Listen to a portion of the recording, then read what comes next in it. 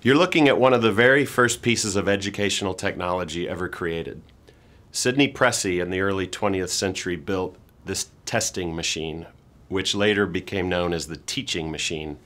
It was a simple multiple choice answer machine that would record students' answers and let them see later how they did.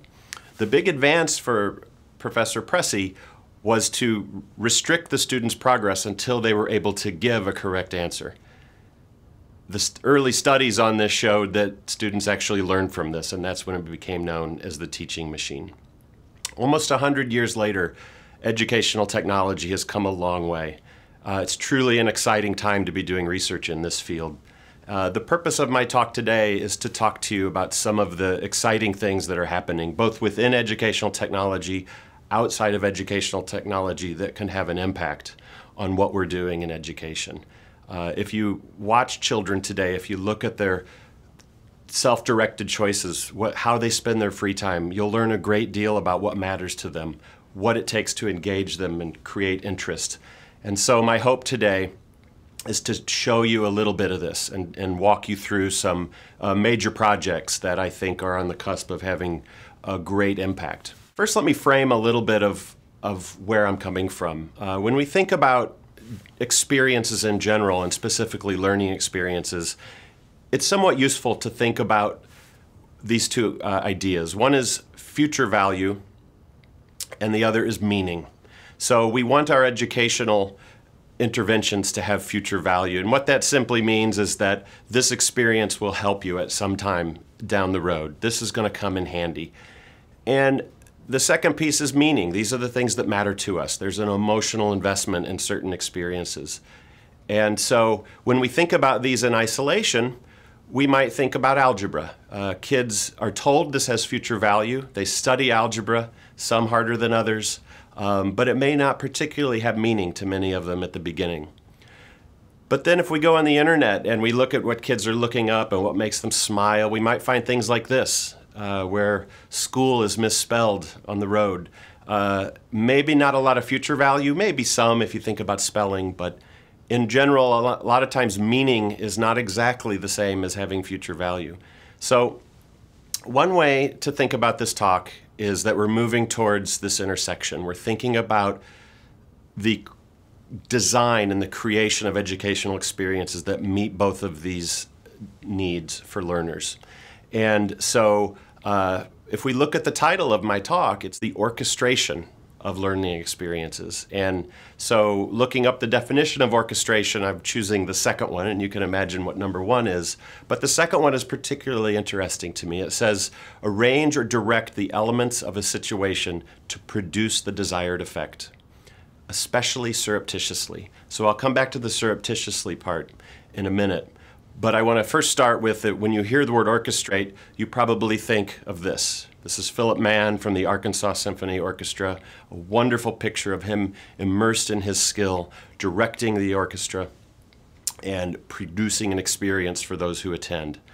You might also think of Hollywood, and you might think of Steven Spielberg, where they work very hard to craft an experience. Something that sets these apart is they can be both emotionally evocative, they can have future value if lessons are learned from watching them, and they provoke thought. But the other thing to think about it is they are also passive. And so if we think about expanding this idea of orchestration to new contexts, we might think about the video game industry. This is a shot from EA Sports in Orlando. They work hard to craft powerful experiences that are highly interactive. They bring in the audience to make it participatory. And it's not just participatory. Audience members in a video game can impact the direction of that experience. So I will talk about this a lot in this talk. We can also view teachers as orchestrating learning experiences, creating memories that last, that have future value for kids, that simultaneously have meaning. And so all of these situations share some qualities. And the focus of my talk here is to talk about what role technology can play in this. And there are a lot of misunderstandings of how technology is used in education. Some people just want to treat it as one thing and say technology works or it doesn't. And I hope what I shared with you today counteracts that view. I believe it to be perfectly wrong, and I think that it's less about technology's presence or lack of presence, but more in how it's integrated, how it's used. Does it reflect needs, interests, and does it reflect the science of learning, which is what psychologists have been studying for 50 or more years now rigorously. If I could summarize one finding from 50 years of research on education, if I could boil it all down to one idea, it is that learning is more effective when it's active, when it's interactive, versus passive. And so this is why we're going in this direction. This is why you're seeing museums and schools getting kids to talk more, getting them to work on small group projects, getting them to do rather than receive. Doesn't mean that there isn't a time to receive. There is a time for telling, as we've learned from research, that there is a time to receive knowledge, but we have to think about it in the context of activity. This is a picture of one of my favorite places. This is the Boston Museum of Science. You may recognize it. When we think about museums, we often think about passive observation, as I mentioned earlier, with movies and music often. But museums have changed rapidly, and if you go into any, especially a science and technology museum, you'll find that almost every exhibit involves some sort of user activity. And this is true of Boston too. If we ask why do people go to museums, you get a wide range of answers. To socialize. This is a point of pride for my area. It's just something to do. It even, sometimes people talk about the weather. I go when it's nasty outside. So everyone has a favorite museum. When you ask someone about a town, they will often send you to their museums and their cultural institutions.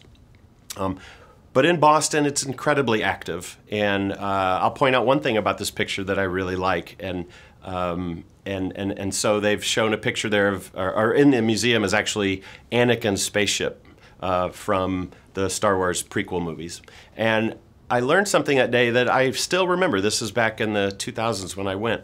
Anakin's spaceship was made, occurred earlier in time than the original Star Wars movies. So the producers of the movie had a challenge. They said, we now are making this movie now with current technology, but it occurred earlier in time than the original movies. So their solution was to go ahead and use current technologies, but the ship was inspired by 1950s sports cars. So when you look at the curves, you look at the design, it is supposed to trigger memories, but at the same time, they were allowed to use modern computer graphics technologies in the movie. So going to a museum allows you to learn really interesting things like that and to think more about the world around you.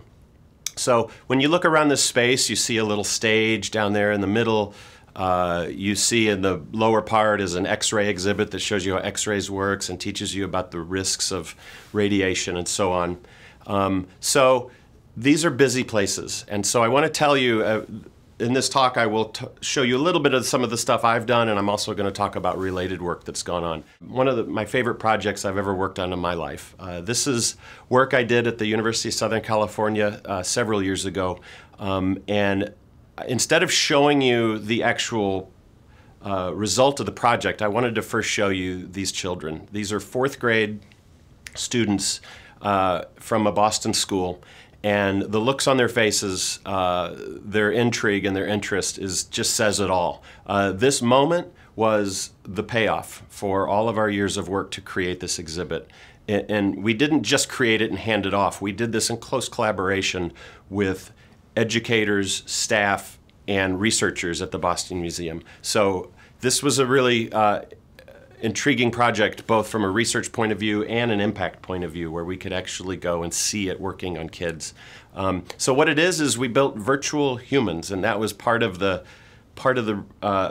main research thrusts at the Institute for Creative Technologies, where I used to work. And the characters interact with visitors and talk to them about a variety of things. And what made them different is they weren't just teachers. They weren't just straight up pedagogical agents that helped you learn. They were actually fun. And so I'll say more about them later, but just as a hint, they could answer questions ranging from what is the absence of light versus do you have boyfriends? They could tell you about a wide range of things, and they enjoyed it. Because you're probably wondering what they did look like, this is what they look like. And so you might notice they look very similar. They're actually twins, named after Ada Lovelace and Grace Hopper, two famous computer scientists.